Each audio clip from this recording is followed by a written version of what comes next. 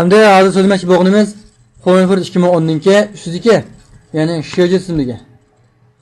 Bu Shojining ichida nimalar chiqdi degan vaqtda, musho Xo'nfordningki batlarini loyilash ham batlarninki umumiy qurilmasini loyilash ishlatildi. Masalan, biz hozir birinchi balki mavzu yozib oldik. Masalan, keyshini kirib, bu yerga xatni o'ngdim to'g'rilansin, o'ngdim boshlansin, to'g'rilandi xatni o'rni. Endi men xat nusxasini Uyg'urcha xohlagan bir xat nusxasi to'g'ri o'tla. Unaqa kompyuter uchida yozildi-ku. Ana bu yerga mana biz yozib oldik.